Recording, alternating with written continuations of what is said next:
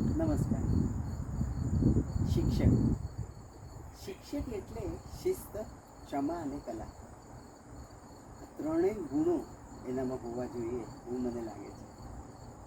બાળકોને શિસ્તમાં રહેવું એટલે ડિસિપ્લિન, ક્ષમા પણ કરતાં આવડવું જોઈએ અને કલામાં પણ નિપુણ હોવા જોઈએ. તો 7મા ધોરણના બાળકોને સમજાવવા,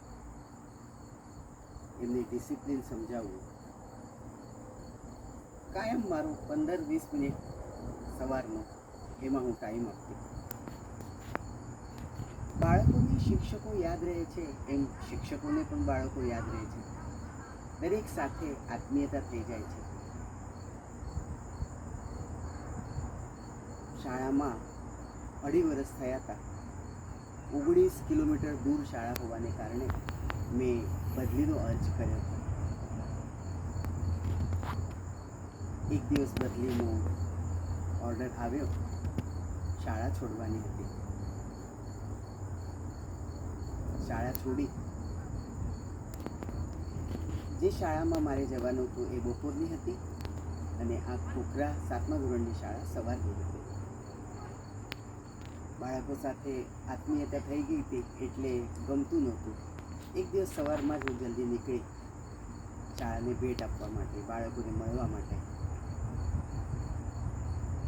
બાલ્કનીમાંથી આમ પેસેજમાંથી જતા પહેલાં વર્ગ આવતો હતો અને પછી ઓફિસ. હું ત્યાંથી પસાર થઈ. બાળકોએ મને જોઈ લીધું. હું જેવી ગઈ એવું તરત જ મને કહ્યું કે બેન, તમને બાળકો બહુ યાદ કરે છે. 5 મિનિટમાં તો પીરિયડ પૂરો થયો અને એ વર્ગના જે શિક્ષક હતા એમણે મને કહ્યું કે જાઓ બેન તમે ક્લાસમાં. હું 7મા ધોરણના ક્લાસમાં ગઈ. ટેબલ પાસે જતાં જતાં બાળકોનું આખું ગ્રુપ મારી સાથે આવી ગયું. જાણે મેળો હોય. બેન આમ, બેન તેમ, બેન એમ, બધી વાતો. આવું થયું છે, તેવું થયું છે, બધી મનની વાતો એમણે કરી મને. એમાં જીતેન્દ્ર દેખાયો નહીં. મેં કહ્યું, જીતેન્દ્ર કેમ નથી દેખાતો? એના બાજુમાં જે બાળક રહેતું હતું, ઘર એની બાજુમાં હતું, એણે કીધું કે ભાઈ જીતેન્દ્ર હવે તો શાળા છોડવાનો છે. મેં કીધું કેમ? તો કે એને નથી ગમતું. એ કહે છે મને શાળામાં નથી ગમતું હવે આવવાનું, બેન નથી ને એટલે. ભાઈ, મારો એક સ્વભાવ એવો હતો કે નવું પાઠ, નવું એકમ શીખવાડતી વખતે જો 2-4 બાળકો ના હોય, જે સારા હોય, જે હોશિયાર હોય, તો કોઈનું રહી ના જવું જોઈએ. એટલે થઈ ગયેલ પાઠનું હું પુનરાવર્તન કરતી. મને બહુ દુઃખ થયું કે આ બધા બાળકો હવે માધ્યમિક શાળામાં જવાના 7મું ધોરણ પછી. જ્યારે આ શાળામાં હું આવી ત્યારે એ બાળકોએ, દરેક બાળકોએ મારો ફોન નંબર, ઘરનું સરનામું બધું નોંધી લીધું હતું. મારી પાસે માગ્યું હતું કે બેન તમે કાપા પર લખો કે તમે ક્યાં રહો છો, ફોન નંબર. હવે આ 7મા ધોરણના બાળકોને આ બધી ખબર પડે એટલે એમણે નંબર મારો લઈ લીધો હતો. એટલે મને તરત જ સૂઝ્યું. મેં કીધું તું સતીશ એની બાજુમાં રહેતો, તો મેં કીધું કે તું જીતેન્દ્રને કહે કે મને ફોન કરે આજના આજ. હું ઘરે ગઈ અને મને ખબર હતી કે એનો ફોન આવશે જ. અને 7:15ની સુમારે એનો ફોન આવ્યો. હેલો. નીચેનો અવાજ, બેન.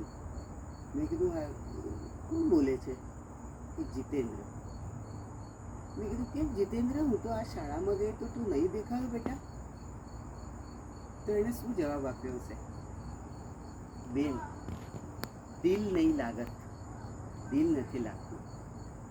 દિલ નથી લાગતું? આવું હોય બેટા? પણ તારે શું કરવાનું છે? તારા મમ્મી શું કહે છે? તું કે આવ્યા છે જોડે. મેં કીધું એમને ફોન આપ. એમની આઈ એટલે માતા સાથે આવ્યા હતા. એમને મેં પૂછ્યું કે કેમ જીતેન્દ્ર શાળામાં નથી આવતું? મને બહુ દુઃખ થયું સાંભળીને. એમણે કીધું કે બેન તમારી બદલી થઈ એટલે ના પાડે છે શાળામાં જવાની, કે હવે મને બીજા બેન નથી ગમતા અને હવે મારે શાળા છોડી દેવી છે, હું તો ગામડે જતો રહીશ. મેં કીધું એને ફોન આપો. પછી ફરી જીતેન્દ્ર સાથે મેં વાત કરી. બેટા, બધા જ બાળકોને દુઃખ થયું છે મારી બદલી થઈ તો, મને પણ બહુ દુઃખ થયું છે, પણ આ તો ચાલતું રહેવાનું. તમે આ બાકીના બધા બાળકો 7મું ધોરણ પાસ કરીને 8મા ધોરણમાં જશે. તું તો કેટલો હોશિયાર છોકરો છે, તારે પણ 8મા ધોરણમાં જઈને આગળ અભ્યાસ કરવાનો છે. તારી મા બાપ બધા વાત જુએ છે કે મારું બાળક ક્યારે મોટું થાય. તને ભણવું નથી ગમતું?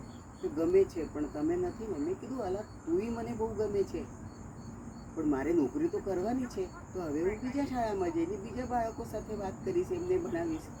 બેટા હું વચમાં મળવા આવીશ. હું તને ગમું છું કે નહીં? તો કે હા બેન.